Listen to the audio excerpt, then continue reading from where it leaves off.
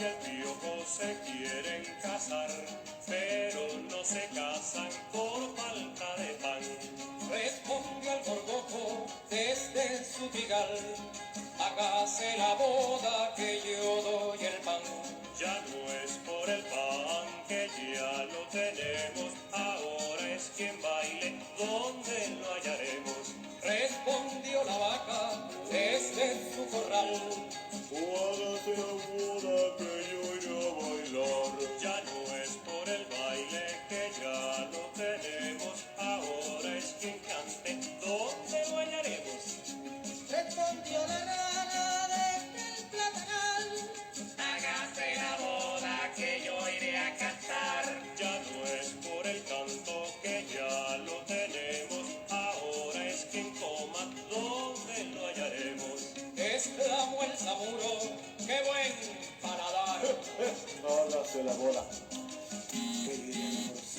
Ya no es quien almuerce que ya lo tenemos, falta quien trabaje, ¿dónde lo hallaremos? Santo la pereza del algarrobal, Hágase la boda que iré a trabajar. Ya no es quien trabaje que ya lo tenemos, ahora es la luz, ¿dónde la hallaremos? respondió el copullo desde el chamizal. Háganse la boda, que yo iré a alumbrar. Ya no es por la luz que ya la tenemos, ahora es el perfume, ¿dónde lo hallaremos? Salió el macuite desde el matorral, Hágase la boda que iré a perfumar. Ya no es el perfume que ya lo tenemos, ahora es el padrino, ¿dónde lo hallaremos? gritó el ratoncito, me importa un comino. Bueno, si encierran la gata, yo soy el padrino. Ya no es el padrino. Saludos, estimados amigos digitales, donde quiera que ustedes se encuentren, reciban mi abrazo virtual, mi cariño, mi respeto y sobre todo mi agradecimiento por seguir este espacio. Mi nombre es José Ríos Lugo, soy comunicador social. Este espacio se llama En Conversación con Ríos Lugo y es una producción del portal informativo El Reporte Global. Escuchamos allí de fondo estos 2 minuticos que suelo colocar mientras que la gente se va conectando al espacio, nada más y nada menos que a nuestra serenata guayanesa con ese tema espectacular de la pulga y el piojo, promoviendo entonces nuestra música popular venezolana, nuestros valores, nuestros músicos, nuestros intérpretes y nuestros compositores. A eso estamos dedicados, aunque sea 2 minutos del espacio. Bien, amigos, esta noche voy a tener el gran gusto, el placer de conversar con un colega periodista, un periodista que tiene, creo que ya 50 o más años ejerciendo el periodismo, y se trata de Sisto Coromoto Álvarez, quien está ya por allí, y vamos a iniciar, voy a proceder a darle acceso a la transmisión para iniciar nuestra conversación. Esto a propósito de la celebración del Día del Periodista, que fue el pasado domingo, 27 de junio. Vaya nuevamente mi saludo y mi respeto a todos los colegas periodistas. Un ejercicio profesional que hoy se hace con mucha dificultad en Venezuela. Bien, entonces vamos a darle acceso a la de esta noche. Yo quiera y el internet se porte bien esta noche y podamos llevar adelante nuestra transmisión sin mayores problemas. Bueno, sí, por aquí ya está el colega Sisto Coromoto Álvarez. Buenas noches, Sisto, ¿cómo estás? Bien, muchas gracias, José, por darme esta oportunidad en tu portal con el propósito de hacer un repaso sobre nuestras actividades periodísticas a propósito de la conmemoración de la aparición del verdadero Correo del Orinoco el 27 de junio de 1818, lo que el libertador Simón Bolívar llamó la artillería del pensamiento.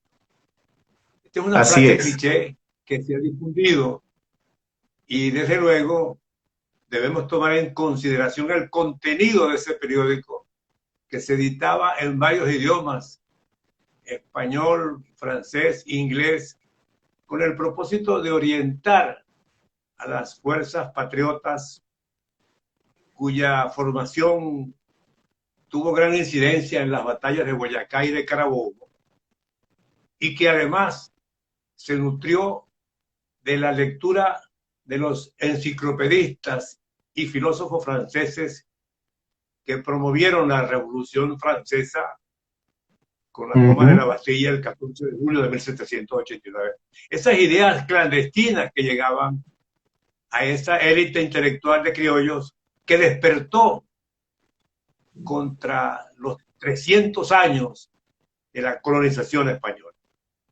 Ese es un punto de arranque muy importante porque ese grupo de intelectuales civiles y militares tuvo una destacada actuación en la redacción del Correo del Orinoco.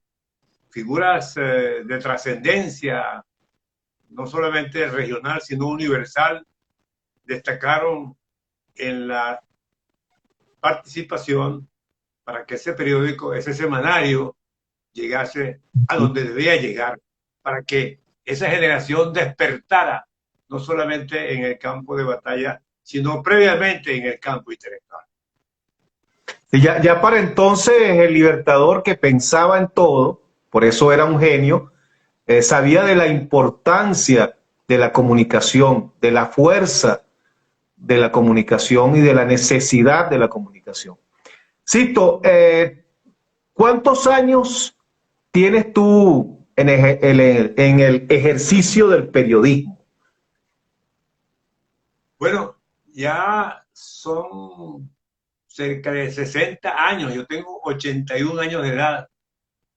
A partir de 1963, en el Litoral Central, hice mis pininos en el reporterismo a nivel global. Pero tenía ya unos antecedentes en mis estudios y en mi trabajo. Estudiaba de noche y trabajaba de día, porque en las luchas gremiales del Sindicato Único de Trabajadores de la Industria Cinematográfica y como presidente del Centro de Estudiantes del Liceo Nocturno Juan Vicente González, ya escribía en el periódico Yunque, ya tenía otro periódico Vista Fija y en un multígrafo un periódico humorístico llamado Bolas Criollas.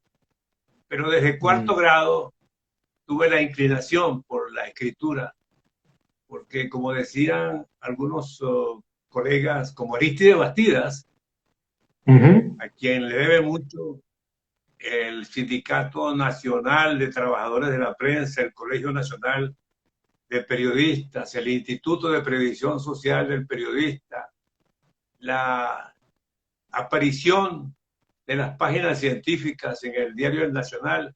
Fuimos cofundadores del Círculo de Periodistas Científicos. Y buscando ya la génesis de mi participación periodística propiamente dicha en los medios establecidos a nivel regional y nacional, pues comencé en La Guaira, en la campaña electoral de Raúl Leoni, y en 1963 gobernaba Rómulo Betancourt, y me correspondió como corresponsal de INAC iniciarme en la cobertura informativa de la presencia de Raúl Leoni, candidato presidencial de Acción Democrática, en la colonia psiquiátrica de Anare, desaparecida como el deslave de La Guaira. Y cuando recuerdo llegó Leoni a ese lugar, preguntó de manera muy coloquial, ¿dónde están los enchavetados? Eso lo recuerdo. Luego Sí. comencé a trabajar en INAC, una agencia de noticias que le suministraba información a El Universal, a Últimas Noticias y a los radioperiódicos. Trabajé con Daniel Crespo Barona, la enciclopedia del béisbol en Radio Aeropuerto, Sisto Martínez, Carlos Ramírez Noriega y quienes hablan.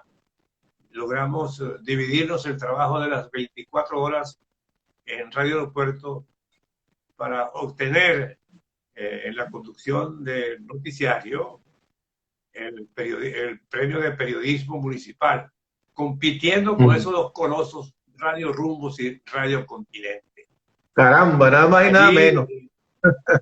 Sí, allí, con Rafael Velázquez en el Canal 8, cuando este canal estuvo en manos privadas, fui corresponsal en La Guaira, de tal manera que me inicié con muy buen pie. Y Maiquetía era una fuente informativa. Los domingos yo reemplazaba a Gumercindo Villasana en la cobertura del aeropuerto de Maiquetía, en el viejo terminal aéreo. Y esa fuente informativa me permitió vincularme con los factores de la política, de la economía, de las artes, de las letras, del hombre a pie, del hombre a caballo y con la cultura popular. Sisto, precisamente quería precisamente que nos relataras esa Venezuela, las características que caracterizaba en ese entonces el ejercicio del periodismo en esa Venezuela de los años 60. Bueno, en ese decenio de los 60, cuando yo estuve en el litoral central, había libertad plena en la búsqueda de la información. Los medios impresos y audiovisuales destacaban corresponsales en procura de la verdad, de lo que estaba aconteciendo a nivel nacional e internacional. El primer suceso, fue el asesinato de un sargento mayor de la Marina, Concepción Guareguán Méndez, en Cateamar. Eso se constituyó en un cangrejo. Nadie supo. Íbamos a la PTJ, Policía Técnica Judicial, y nunca se logró descubrir a los autores de ese crimen. Eso lo recuerdo y recuerdo el nombre. Eso ocurrió frente a una casa de cita que se llamaba El Campito en Capiaramar. Después de Maiquetía, yo pasé a Caracas a trabajar con el diario La Esfera Nueva, en manos de un grupo de empresarios que había comprado ese periódico a la cadena a Miguel Ángel Capriles. De allí pasé a La República, dirigida por Luis Esteban Rey, donde tuve la oportunidad de aprender a titular, la oportunidad de desarrollarme en el campo del periodismo científico, en la crónica parlamentaria, y después del lanzamiento del Apolo 10 en mayo del 69, ya gobernaba Rafael Candela por vez primera, fuimos a los Estados Unidos de Norteamérica. Yo no había salido de la ruta Píritu, Tureña, Curito y La Vega y Petare. Es la primera, digamos, avanzada, y logramos la cobertura del pre-alunizaje con periodistas muy destacados como Germán Carías, Edgardo de Castro, Rubén Abreu Montes de Oca, Diógenes Santander, José Silva y quienes hablan con los Potpac. Y esa fue una experiencia. Recorrimos los Estados Unidos de Norteamérica para descubrir temas de sumo interés. Por ejemplo, todavía existía de manera muy acentuada la discriminación racial. Y en San Francisco, cuando hablábamos con un sacerdote de la Iglesia Católica, él nos explicaba que no podía defender la causa de los negros porque el obispo lo rechazaba. Y estuvimos en la Casa Blanca con Richard Nixon en una conferencia de prensa, y ese estilo, pues antes de que se conociera el Watergate, como se dice popularmente, cuando el Partido Republicano sometió al partido de los liberales, de los demócratas, en un espionaje, lo cual provocó la renuncia de Richard Nixon a la primera magistratura. Posteriormente, en 1969, ya en septiembre del 69, al salir de la República, entro a trabajar a la cadena Capriles, cubriendo la información económica. Recuerdo que en ese momento estaba vigente Una pregunta, Sisto. ¿Qué fuentes eran las más, las fuentes fijas para cubrir en ese entonces? ¿Cuáles eran las principales fuentes periodísticas a cubrir, fuentes de información a cubrir en ese entonces? Bueno, la fuente, a mi modo de ver, se decía que la fuente del Palacio de Miraflores era la fuente política más importante, la fuente de los partidos políticos, la fuente de la economía, del sector laboral, del sector cultural, del sector científico y de la gente de la calle. Cuando entro a trabajar en Últimas Noticias, me encuentro con un periódico popular que duplicaba la circulación a los grandes diarios, El Nacional y El Universal, con un estilo muy propio que llegaba a las bases populares. A los 3 meses de estar allí en Últimas Noticias, me envían a cubrir la fuente Palaciega. Y en la fuente Palaciega yo creía que iba a estar por un momento. Allí permanecí 27 años, el mismo lapso que tuvo Mandela en prisión y Juan Vicente Gómez en la presidencia. Mira, Sisto, ¿qué pasaba por la mente de un muchacho en ese entonces que estaba iniciándose en el periodismo, que por cierto era muy dinámico en esa época? ¿Qué pasaba? ¿Cómo veías el mundo en ese entonces desde el ejercicio del periodismo? Bueno, en esa época me correspondió cubrir la información bajo la magistratura de varios presidentes, comenzando por la primera administración de Rafael Caldera, posteriormente Carlos Andrés Pérez, más tarde Luis Herrera Campí, luego Jaime Lucinchi, más tarde otra vez Carlos Andrés Pérez, Octavio Lepage, con una presencia fugaz, Ramón J. Velázquez y nuevamente Rafael Caldera. Eso nos permitió, a los reporteros que cubríamos la fuente, participar en una etapa sumamente importante para la historia política y para la historia del periodismo en Venezuela. En el caso particular, y que se me permite hablar en primera persona, con el perdón y el permiso de la audiencia y el permiso tuyo, José, a mí nunca se me indicó en la cadena Capriles, a pesar de que los periodistas estábamos en la mitad de la carretera, en el emparedado, en las paredes, entre las paredes del gobierno de turno y del editor que marcaba su línea editorial. Pero nunca se me dijo, se me acosó en el periódico, y luego trabajé para la cadena global, para que yo le hiciera determinada pregunta inquisidora a un presidente o a un ministro. Íbamos a Miraflores en la búsqueda de la verdad, en la búsqueda de la información. Como decía un periodista amigo español, mientras los empresarios salen a hacer negocios, los periodistas salimos a buscar la noticia.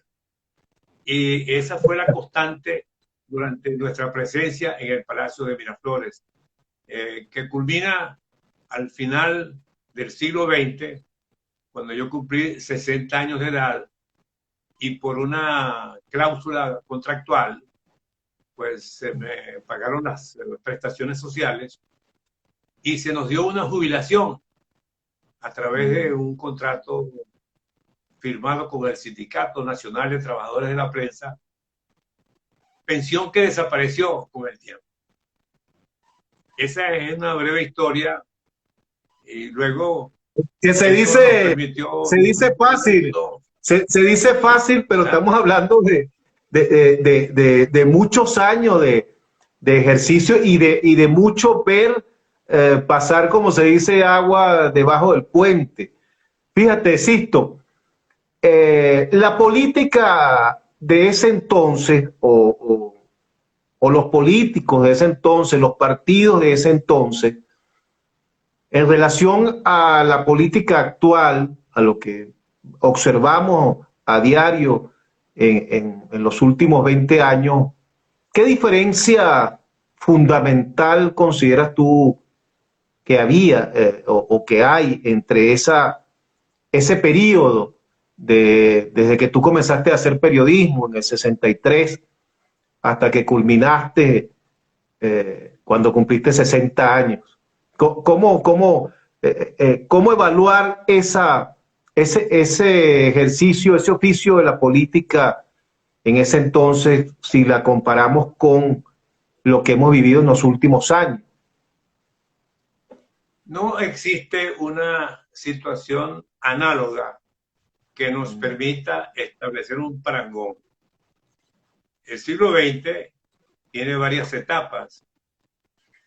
Primero, su alborada dictatorial con Cipriano Castro a partir de 1899 y más tarde en 1908 con el golpe de Estado que le da a su compadre Juan Vicente Gómez.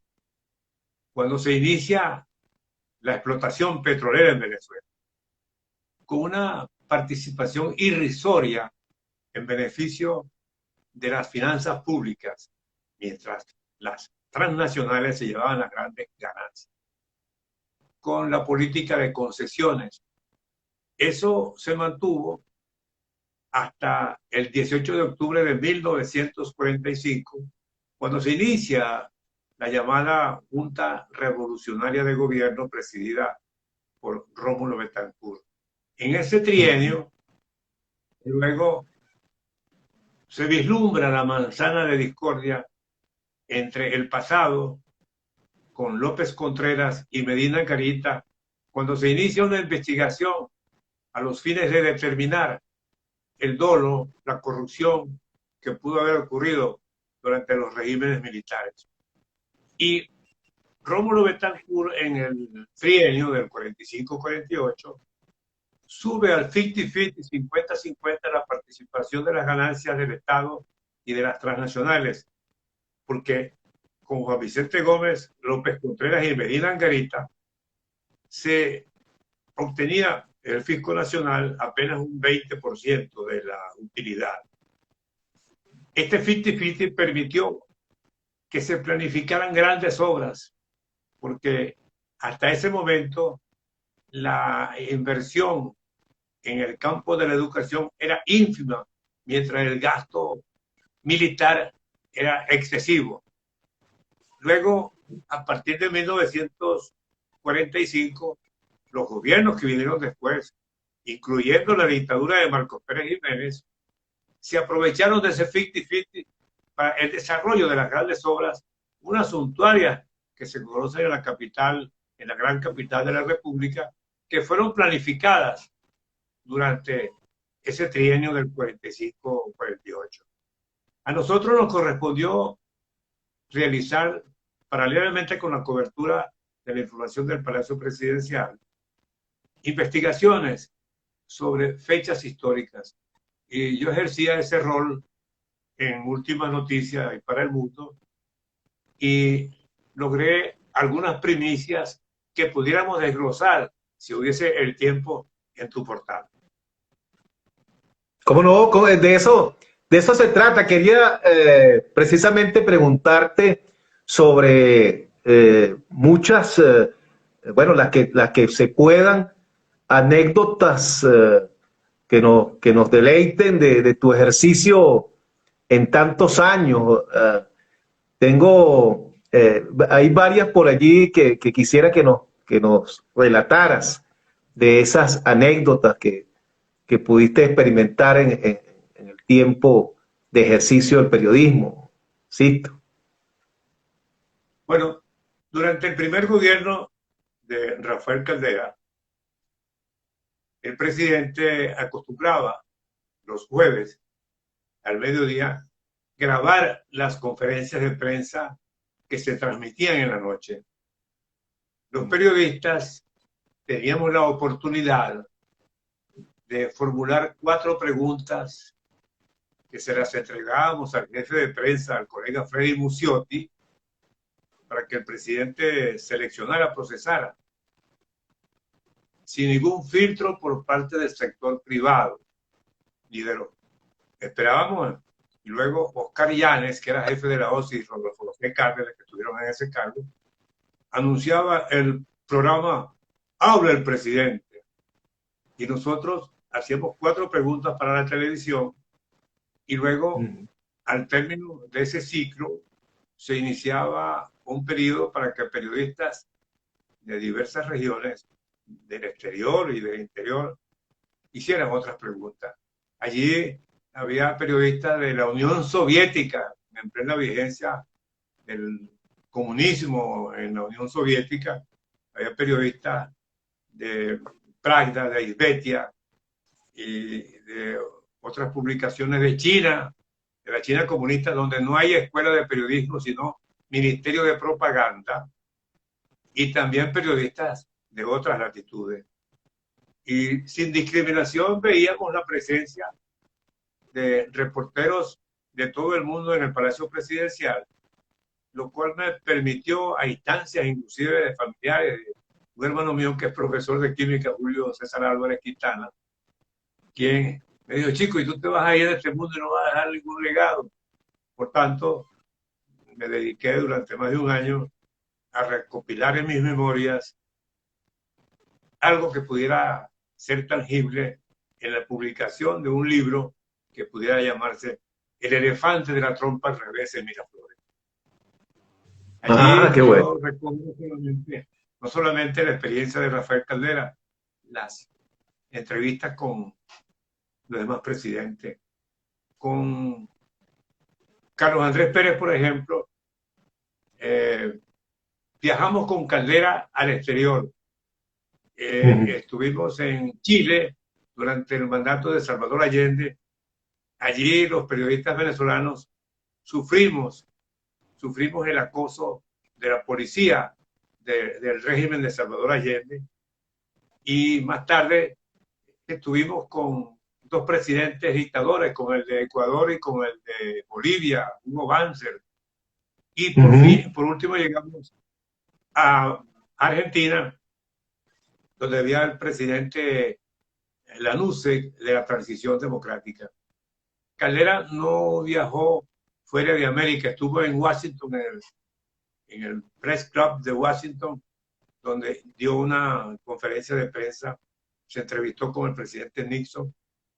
Y en las conferencias de prensa, cuando por ejemplo en Caracas escuchábamos a Nixon afirmar que el continente sudamericano se movería hacia donde se movía Brasil, en manos de los militares para esa época, se movería el resto del continente. Yo le hice una pregunta a Caldera sobre el tema y ripostó de manera enérgica.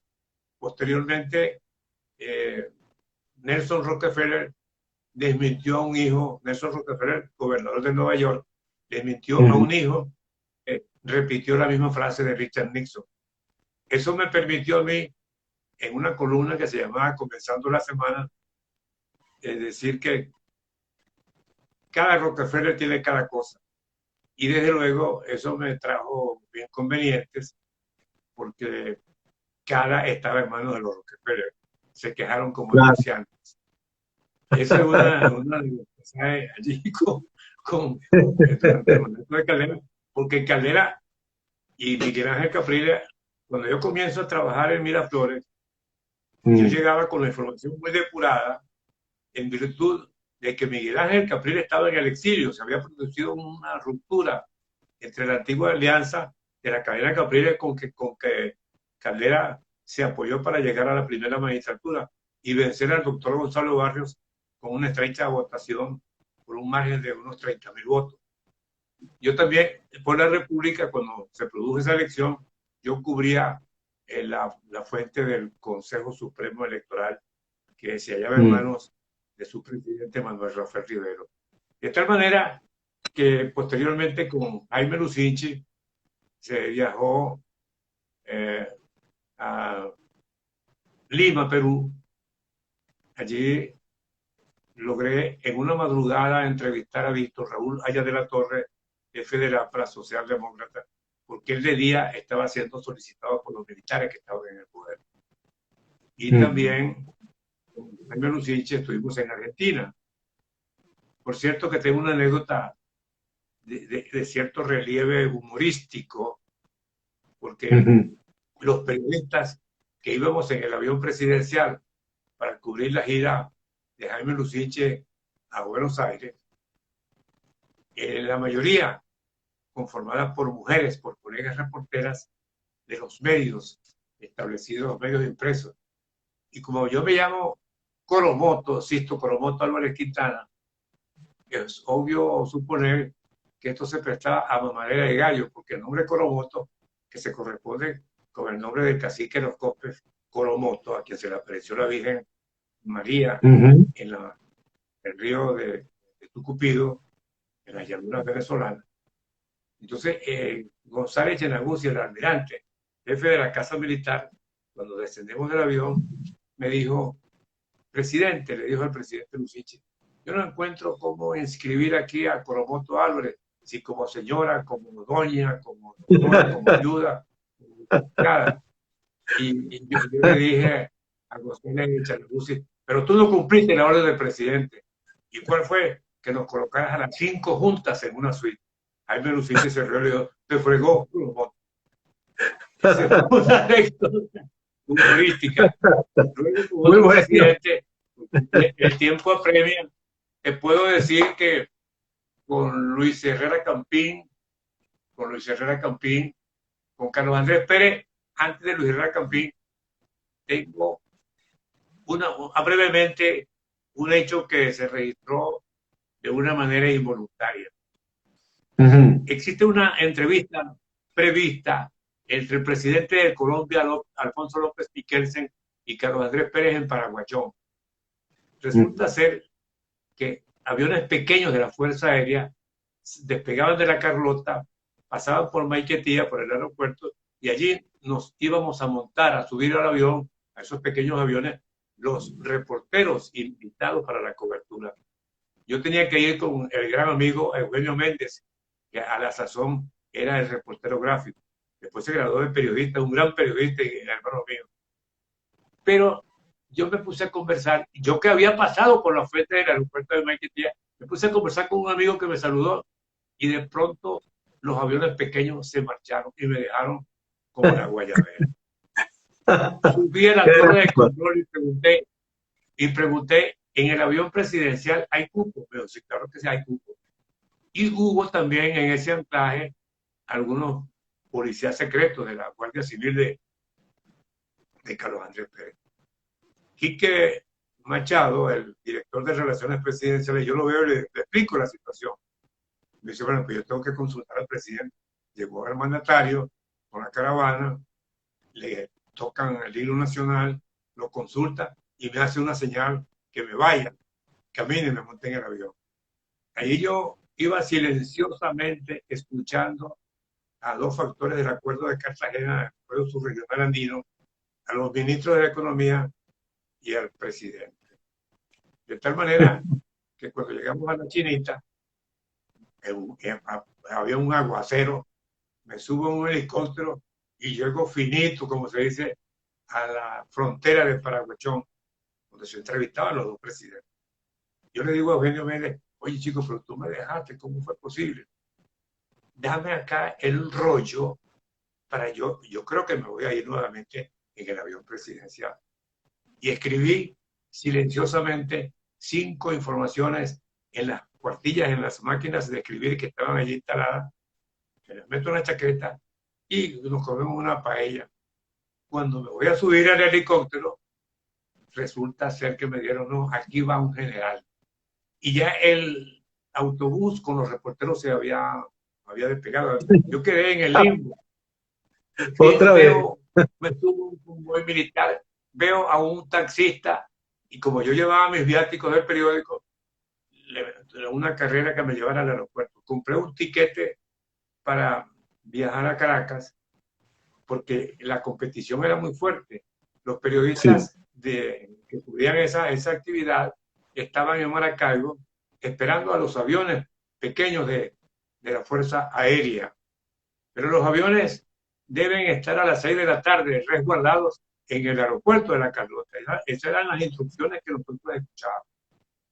No fue, entonces yo llegué al periódico, a la cadena Capriles como a las 8:30 y entrego mi material y digo, bueno, esto hay que publicarlo mañana porque hay una competición muy fuerte. Resulta ser que en el avión presidencial el presidente Pérez me toca por la espalda y también me deja en el limbo. Secuestraron a Valentín. ¿Qué Valentín? Valentín Hernández Acosta, el ministro de Petróleo en Viena, la iniciativa que tuvo Carlos El Chacal para el secuestro de los ministros petroleros. Y yo publiqué esa primicia, entre las otras primicias de la reunión con López Miquelsen. Y resulta ser que los periodistas, los colegas de los otros medios, se quedaron en la estacada en Maracaibo y les di un tubazo a todos los periodistas que cubrían esa información. Eso lo recuerdo. Luego, con Luis Herrera Campín, me tocó otra etapa importante, el viaje a los países árabes. Resulta ser que mi gran amigo y colega Cayetano Ramírez, que hablaba alemán, inglés, etcétera, quien cubría la fuente petrolera. Sisto, disculpa una cosa. Con el gobierno de Carlos Andrés, me imagino que viajaron muchísimo, porque Carlos Andrés se caracterizó precisamente por realizar muchos viajes, ¿no?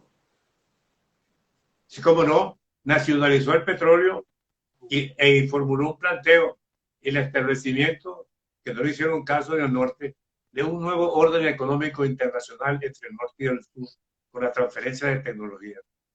Pero con Luis Herrera es tal vez importante lo que voy a decir, porque Laurencio Diosola, que era el jefe de la OSI de Luis Herrera, invitó a los periodistas expertos en petróleo de los otros medios. En el caso de la cadena, invitó a nuestro jefe de redacción, Pedro Galán Vázquez, porque no fueron invitados los periodistas que cubríamos la fuente palaciegas. Yo llamé a Galán Vázquez y le dije que él iba a ser invitado. No, chico, él era cubano.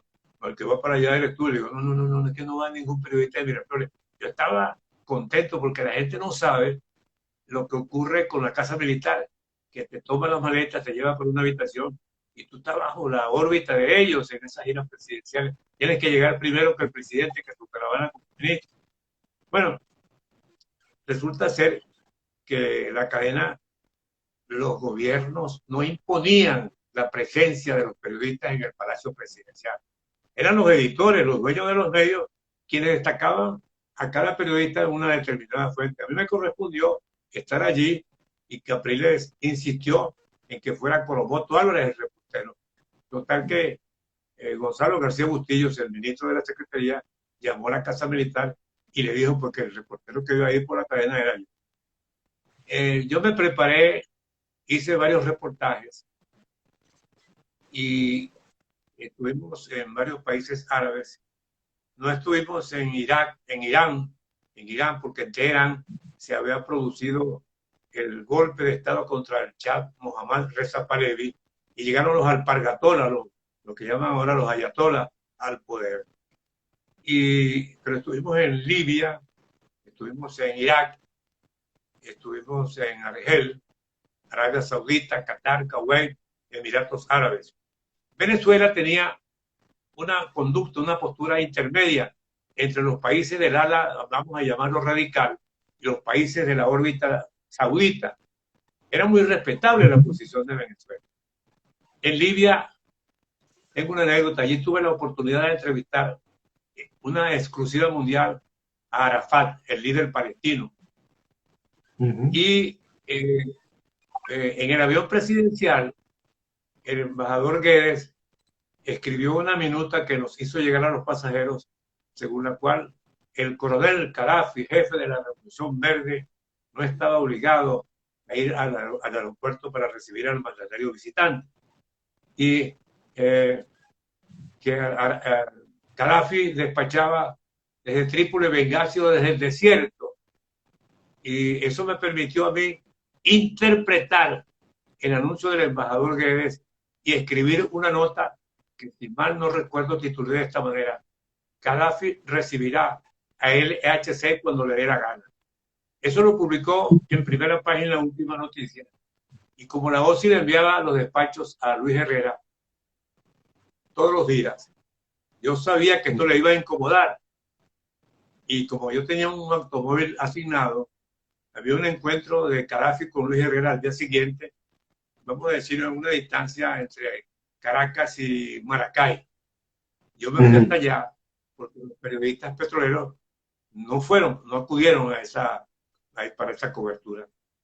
Allí estaba el reportero gráfico del presidente y un chileno, amigo nuestro, y yo le dije: cuando baje el presidente, me tomas una fotografía con él, porque esta foto debe aparecer mañana en Última Noticia. Y cuando Luis Herrera baja y me observa, yo nací en el Estado Portuguesa, Luis Herrera nació en el Estado Portuguesa, deja los edecanes y me pasa el brazo suyo derecho por la espalda y me dice: ¿cómo es eso que cada vez me recibirá cuando le dé la gana? Y yo le expliqué por qué, de dónde yo tomé la génesis, la información para escribir esa nota. Y me dijo: no pasó nada. Eso era una etapa democrática. Más tarde, en la gira, y me disculpan que inmodestamente hable en primera persona, me dijo: el mejor trabajo periodístico de esta gira lo estás haciendo. Eso fueron satisfacciones periodísticas. Como también, estando en el Palacio Presidencial, ocurre una reunión de Marcos Pérez Jiménez en Panamá cuando gobernaba Omar Torrijos, militar. Y aquí hubo una desbandada de hinchas de Pérez Jiménez divididos en varios partidos. Y allí yo estuve. Al día siguiente llegó Jesús Lozano, no por el Nacional, y otros periodistas. Pero yo tenía la inclinación de pensar un poco en lo que había ocurrido en la Asamblea General de la Revolución Francesa, entre los girondinos y los jacobinos, y esa división. Y allí yo alquilé los servicios de un reportero gráfico, y una nota que publicó Última Noticia, estaba un Quasimodo y el cacique Toro de la Guajira y Pérez Jiménez. Yo escribí: el cacique Toro de la Guajira y el de Michelena, los más aplaudidos de la cumbre de Panamá. Eso salió en primera página en Última Noticia por la premura, no hubo el análisis previo. Me le acerqué a Pedro Estrada, quien fuera el jefe de la Seguridad Nacional, y Morelia de Pérez Heredia, me dijo que en la cadena Capriles había mucho CDM. Y bueno, ya tú sabes lo que significa el CDM. Y de la no entrevista, yo hice una crónica con Pedro Estrada. Luego, con el maracucho, que era el segundo de a bordo, que se casó con Zoe Ducos, allí me hizo una entrevista. A Alexis Adam, presidente de la Federación de Centros Universitarios, le habían disparado a su cuerpo en la Universidad Central de Venezuela. Y yo le pregunté por qué me había prometido una entrevista. Y yo le preguntaba cuál era la política de Pérez Jiménez frente a los estudiantes. Y él me dio una declaración impolítica. Pérez Jiménez, en vez de plomo, le daba palo. Yo publiqué eso cuando regresé a la academia. me hicieron una especie de consejo de guerra. No te olvides que Miguel Ángel Capriles estaba exiliado. Y César Sí. Capriles me increpa y me dice, Coromoto, tú te parcializaste. Y cuando le explico todo el proceso de la búsqueda de la información, me dijo, yo creo en ti porque tengo 30 años hablando con la gente. ¿Y sabe quién te puso la piedra? La yernocracia. Había un personaje, Jorgito Morrison, hijo de un factor del perejimenato, que pretendía ser diputado en una de las planchas a los cuerpos deliberantes. Pérez Jiménez vino a Venezuela y convocó a los periodistas para una casa. Y tengo un testimonio que Alfredo Carrasco, periodista de Última Noticia, fue a cubrir ese acto. Y Pérez Jiménez le dijo, si usted es Coromoteo Álvarez, usted no me entra a mi casa. Esa es una satisfacción periodística, del mismo modo que él se burlaba de Arturo Garpiete y lo llamaba Arturet. Así es Esos es verdad. son pasos vagos. Oye, Coromoto, ¿qué te marcó más tú conociste a todos esos presidentes? Bueno, allí cerquita, pues, y conversaste con ellos en varias oportunidades en el ejercicio de tu profesión periodística. Carlos Andrés, su primer gobierno, Luis Herrera Campins, Caldera en su primer gobierno, Lucinchi, J. Velázquez, Caldera en su segundo gobierno. ¿Cuál de estos presidentes te marcó más? Eh, te, su gestión fue para ti más importante, más cercana. ¿Cuál de estos presidentes o con cuál de estos presidentes tuviste una relación más cercana que pasase incluso más allá del ejercicio profesional? Mira, no hubo una relación personal con ningún presidente. Es más, tengo testimonios durante esos 27 años que cubrí la fuente de Miraflores.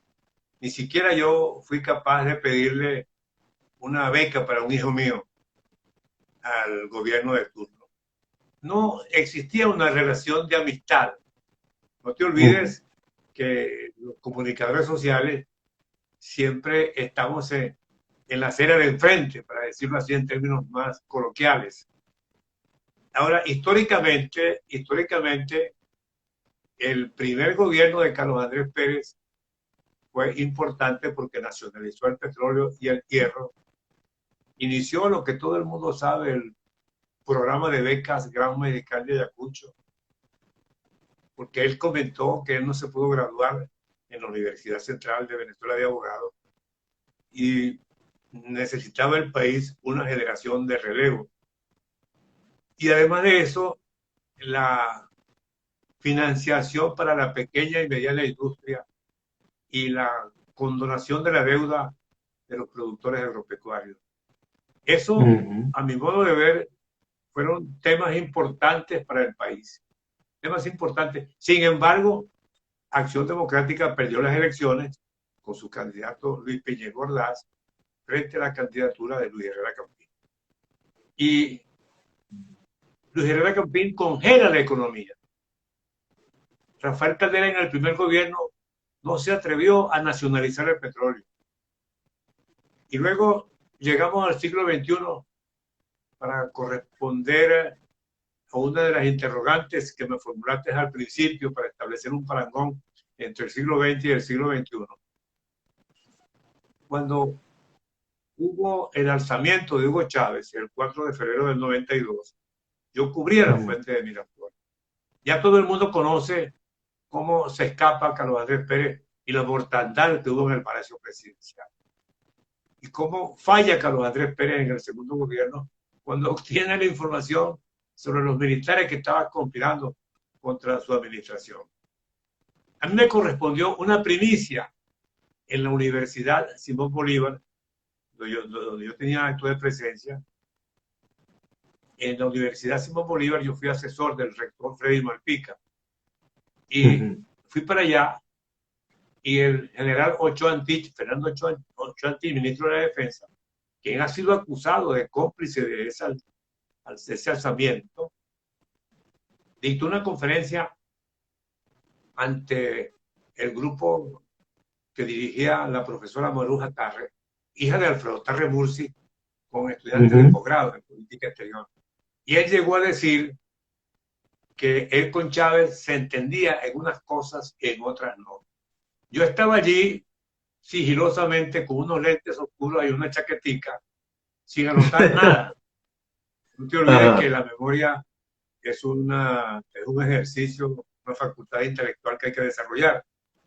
Luego, cuando terminó la conferencia, el vicerrector administrativo le dijo como una acusación: mire, ministro, aquí estaba fulano de tal, periodista, fulano de tal, Colombo Álvarez. Y como yo cubría la fuente del palacio y el ministro me conocía, le dije: ministro, y voy a escribir sobre lo que usted dijo. Eso fue una primicia. Y luego, posteriormente, durante el gobierno provisional de Ramón J. Velázquez, gran historiador, gran periodista, y todo el mundo conoce su legado, y Miguel Ángel Capriles me insta. No te olvides que Ramón J. Velázquez fue el primer director del Vespertino del Mundo en 1958. Y había una amistad con la cadena. Pero el bloque de armas había nombrado a Rosana Ordóñez, que no me la cuide, que está enferma actualmente, de la OSI. Y había esa contienda entre el bloque de armas y la cadena de Capriles. Entonces uno está allí en el medio del emparedado y me llamaron de la redacción de Última Noticia: mira, para allá va a hablar Miguel Ángel Capriles. Miguel Ángel fue y se reunió con el presidente Velázquez. Después me llamaron para que entrevistara al presidente Velázquez, lo cual no era usual. Velázquez me manda a llamar con un soldado, con un oficial de la Casa Militar, y me pregunta en su despacho: mire, como buen gocho, ¿esta entrevista es a motus propio? O le dije: no, esta entrevista quiere que yo se la haga a usted a instancias del editor Miguel Ángel Capriles. Bueno, véngase mañana a las 8 de la mañana. Me fui a las 8 de la mañana y cuando le pregunté qué opinaba sobre lo que dijo Ochoa en la Universidad Simón Bolívar, de que él se entendía con Chávez en una cosa y otra no, y Ramón J. Velázquez, muy zamarro, me dice: eso se sabrá cuando Chávez y Ochoa escriban sus memorias. Chávez se murió, no escribió su memoria, y Ramón J. Velázquez se murió y tampoco escribió su memoria. De tal manera que esas son facetas que aún, yo no sé, yo en ese proyectado libro que tengo en ciernes, no recuerdo en este momento, de casi 400 páginas, no recuerdo si yo incluí, y yo creo que sí, eso de esa polémica o acercamiento entre Chávez y Ochoa. Oye, Sixto, luego de tantos años de ejercicio de esta profesión o de este oficio, como lo llamó Márquez, ¿qué lo bueno y lo malo para ti en el periodismo? Satisfacciones y cosas que no han sido tan satisfactorias. ¿Qué nos puedes decir sobre eso? Lo bueno es la lucha permanente contra lo malo. ¿Qué es lo malo? Nuestro planeta está contaminado, se mantiene desinformado. Tomando en consideración las versiones que se tejen, esa madeja de comentarios extraoficiales y algunos oficiales sobre la presencia de naves terrestres en nuestro horizonte, información que tiene la NASA y tiene el Vaticano, el ser humano que tiene derecho a la información a través de los comunicadores sociales, reclama la verdad, reclama el despertar. Y ese despertar no solamente lo debemos atribuir a la generación del 19 de abril de 1810, cuando se inicia la gesta emancipadora en Venezuela, lo que ocurrió después a partir de 1945 en el siglo XX, sino lo que está aconteciendo en el planeta, en el tablero del ajedrez político mundial, que no se mueve un alfiler, una ficha, se dicen barbaridades, los gringos con los chinos, los gringos con los rusos, los gringos con los iraníes, pero hasta ahora en la sombra, en el oscurantismo, frente a esa sombra, existe un sol, una claridad que debe comenzar por nosotros mismos.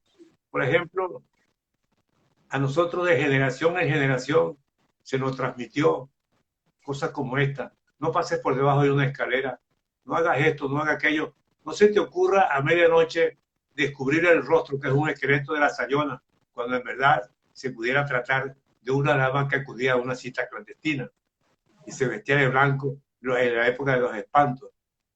Y desde luego que la luz eléctrica acabó un poco con los desaparecidos.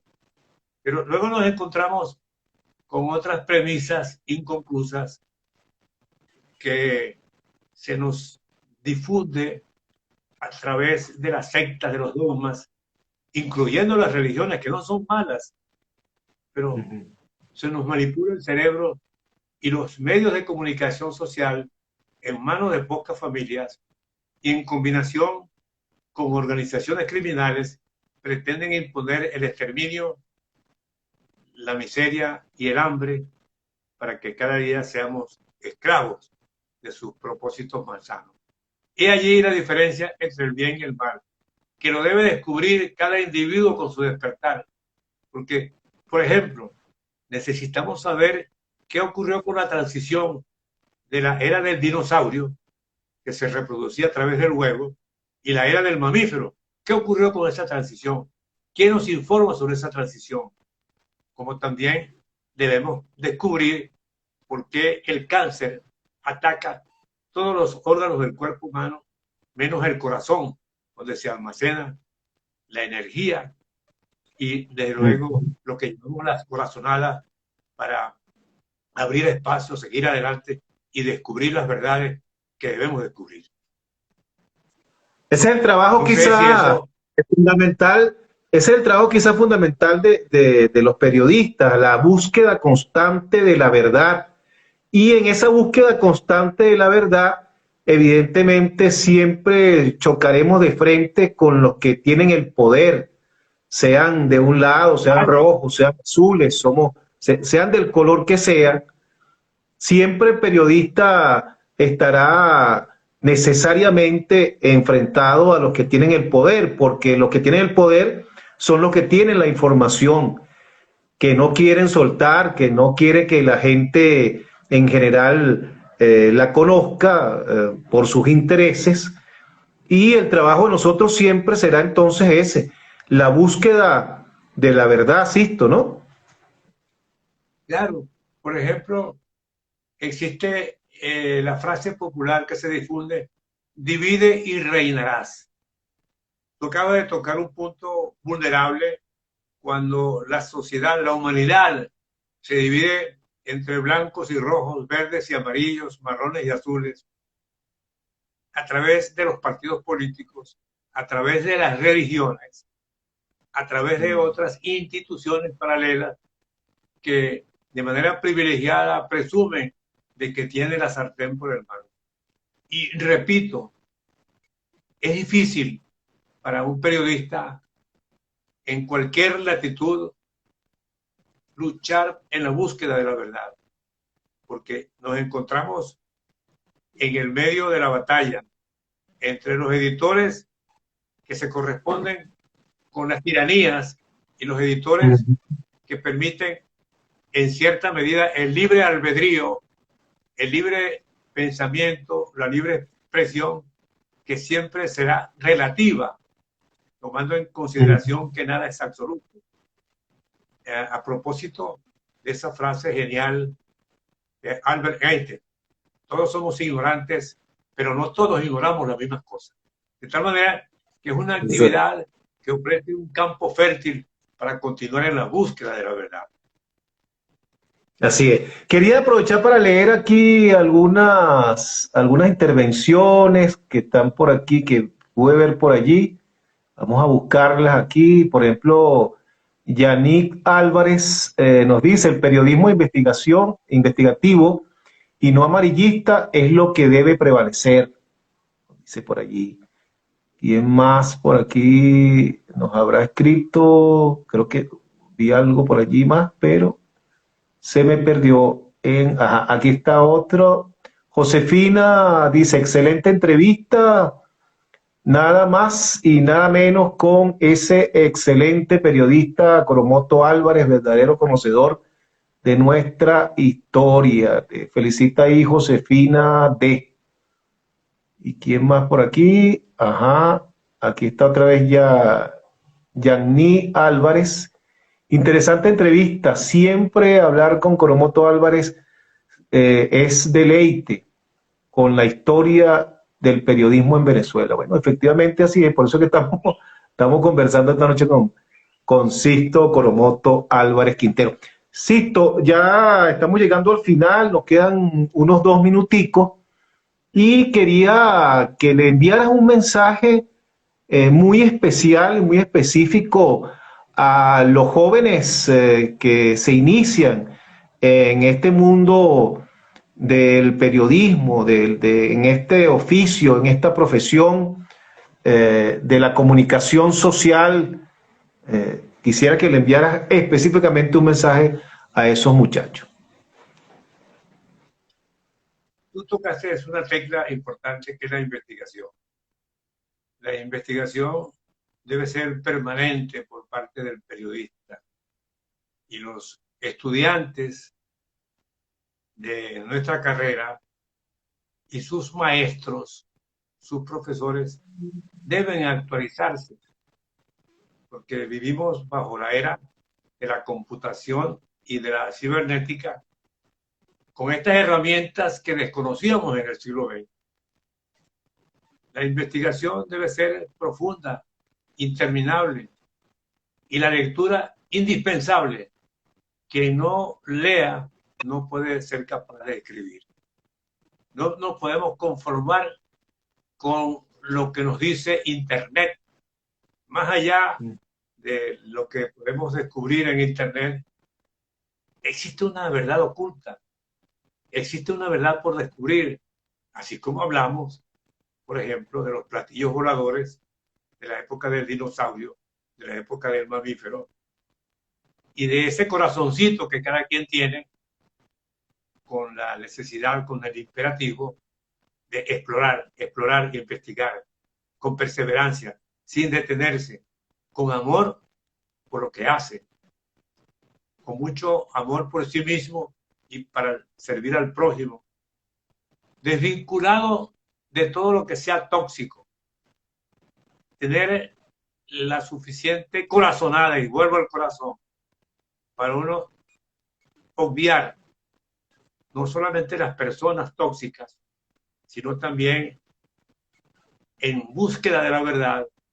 descubrir por qué se nos manipula el cerebro, por qué se nos manipula, se nos contamina el agua con el cloro, por qué la tala y la quema y los desechos de la máquina de la revolución industrial, por qué las grandes potencias se niegan a establecer políticas cónsonas cuando lo indispensable es la unidad, pero no solamente el enunciado que se escucha con las intervenciones de los mandatarios de las Naciones Unidas, porque existen en la sombra otras Naciones Unidas que uno desconoce y que pueden ir mucho más allá entre los planetas que se vinculan de una manera y los planetas que se vinculan de otra manera. Por ejemplo, en la región de Ica, al sur de Perú, hay piedras labradas, grabadas, con naves tripuladas, con trasplantes de cerebro,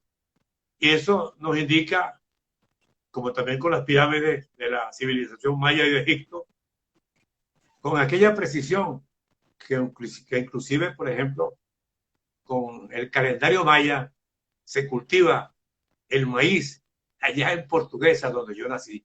Es decir, hay una serie de informaciones desconocidas por el vulgo y que el periodista está en la obligación de difundir a pesar de los pesares, de los tropiezos frente a los gobiernos y frente a las pocas familias que nos quieren manipular.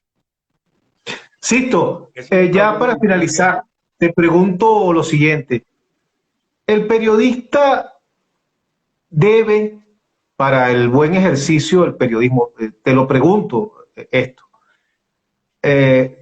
ser o intentar ser imparcial, acercarse a la imparcialidad? claro, porque eso es lo que garantiza la objetividad. La objetividad sin compromiso previo con el factor que te suministra determinada información, con el respeto a todas las corrientes del pensamiento, lo cual no impide que el periodista prosiga en su investigación. Yo te puedo dar un ejemplo del periodismo científico. Cuando vino el doctor Christian Banner, el precursor del trasplante cardíaco en Ciudad del Cabo, nosotros cubrimos esa información. Había la disputa entre los discípulos del doctor Chong en los Estados Unidos y Bernard era un discípulo aventajado que hizo los trasplantes cardíacos con el monomandril al ser humano, con el monomandril, y luego comenzó relativamente con las operaciones para que hubiese un sobreviviente. Había el rechazo al órgano extraño en el cuerpo receptor y se fabricó el antídoto del fuero antilinfocitario, pero que no fue suficiente para procurar que el corazón ajeno tuviera receptividad en el receptor. Hubo un congreso de cirujanos cardiovasculares en el Hotel Tamanaco. Omar Pérez, Cayetano Ramírez, Pedro Llones y quienes hablan, Colomoto Álvarez, teníamos un programa en el Canal 8, nos invitó el poeta Pedro Francisco Lizardo a participar en un programa que se llamaba Testimonio. Y al final de ese ciclo, Omar Pérez me llamó: mira, ¿por qué tú no cubres ese evento en el Tamanaco de los cirujanos cardiovasculares? Y yo le digo: bueno, yo hice periodismo científico. Ah, bueno, y me fui con las cámaras de televisión para allá. Y allí estaba el doctor Chervini. Resulta ser que el doctor Julián Morales Rocha hizo un intento fallido de trasplante cardíaco. Yo no acudí a su conferencia de prensa porque me pareció que había sido un descalabro. El receptor no pudo sobrevivir ni una milésima de segundo. Y yo le consulté por teléfono a Morales Rocha cuál había sido la técnica que él había utilizado para ese trasplante fallido. Y me dijo que era la técnica del doctor Chervini, un brasileño. Yo hablé con Alberto París Domínguez, consulté, me dijo, y yo tenía ya esa información. La única técnica que existe es la del doctor Chong en los Estados Unidos y en Norteamérica. Allí en ese foro de Tamanaco estaba el doctor Chervini y yo no fui autosuficiente ni ególatra. Yo humildemente me le acerco antes de entrevistarle. Doctor Chervini, usted tiene una técnica diferente a la del doctor Chong, y me dijo que no. Eso, cuando ocurrió esa versión del doctor Chervini, ya yo no estaba en la República, ya yo estaba en Última Noticia. Por supuesto, escribí la información y dije que el doctor Morales Rocha nos había dicho la verdad. Posteriormente, en un avión Maiquetía-Madrid, iba el doctor Morales Rocha y un médico que era pianista. Dice: vamos a hablar con el doctor Morales Rocha. Y yo le digo: yo no creo que él tenga interés en hablar conmigo, ni yo con él. Al fin y al cabo, no me mintió la versión que yo publiqué porque se ajustaba la verdad. Ese es el trabajo de investigación. Y eso que entre la declaración de doctor Chervini y el trasplante fallido de Morales Rocha había transcurrido algún tiempo. Pero el periodista no se debe detener, sino por el contrario, continuar, proseguir, perseverar, para buscar la verdad que el país requiere, que la humanidad requiere, sobre todo en esta sociedad tan conflictiva de tirios y troyanos donde algunos quieren imponernos lo que debemos rechazar. Así es. Bueno, Sisto, llegamos ya al final del espacio. Quiero leer aquí también a Pedro Álvarez Salón, todo un libre pensador. Así es, lamentablemente el hombre pasó a ser un activo descartable, por eso los estados se olvidan de ese elemento, dice Pedro por allí. Bueno, Sisto, de verdad que ha sido un gran honor y placer poder conversar contigo esta noche en este humilde espacio sobre tu carrera periodística maravillosa, reconocida en el país, respetada, admirada por todos los colegas periodistas. Y para mí ha sido de verdad una gran satisfacción, un gran placer, gracias a nuestro amigo Mario Villegas, que me pudo hacer la conexión contigo para entrevistarte entonces esta noche. Muy agradecido con tu persona, Sisto.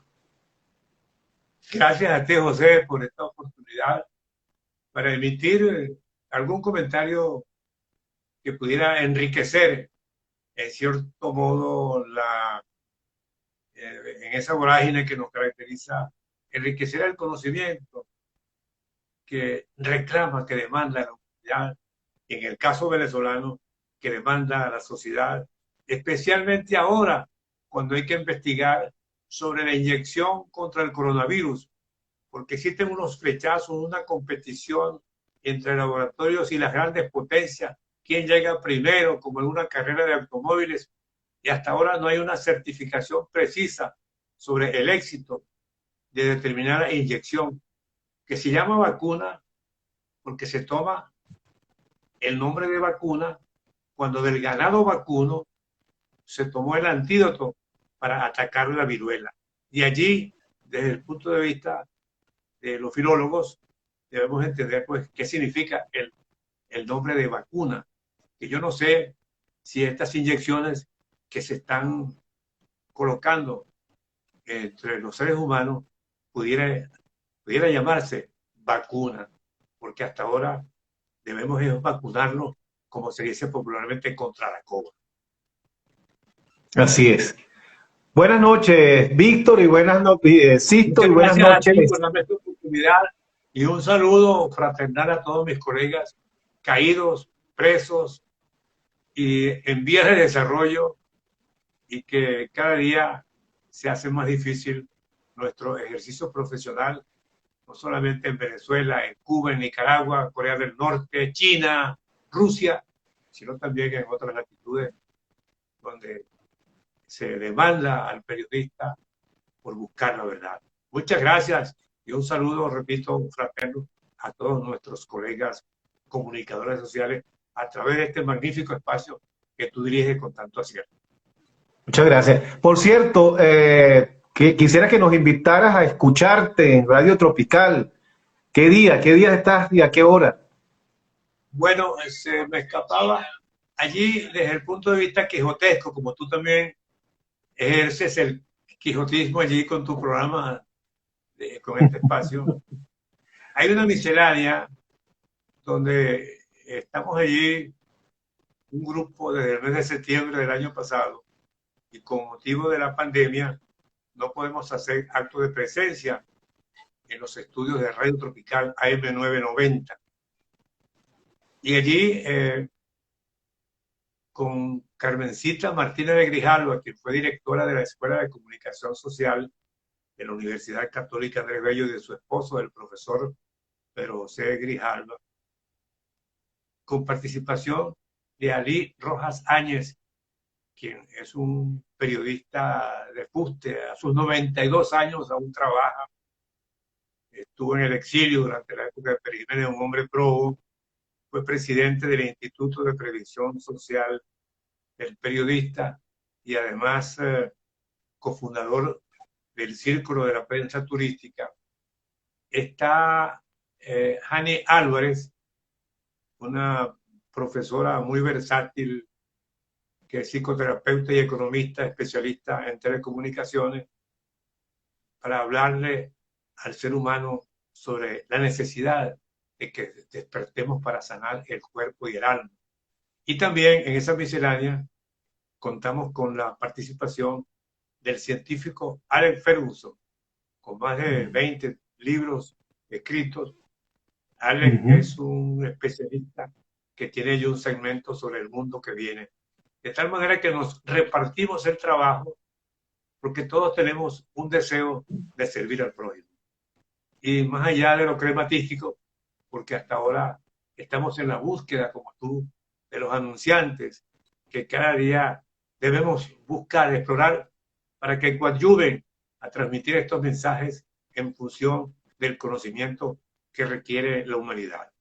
Muchas gracias, José. ¿Qué día y a qué hora se transmite el espacio? Bueno, ese espacio se llama Sembrando Conciencia, de 8 a 10 de la mañana, los días lunes, por Radio Tropical AM990, y nos presenta ese gran locutor, don Pepe Delgado Rivero, el hombre de la película Papita. Sí. Bueno, sí, ahora sí. Cierto, en Radio Tropical. Bueno, buenas noches, Cito. Muchas gracias y buenas noches a los amigos digitales. Esto va a quedar, por supuesto, esto queda, por supuesto, grabado y luego lo subimos a las diferentes redes sociales, o sea que va a estar allí en YouTube y en las otras redes a disposición de todo el que quiera verlo.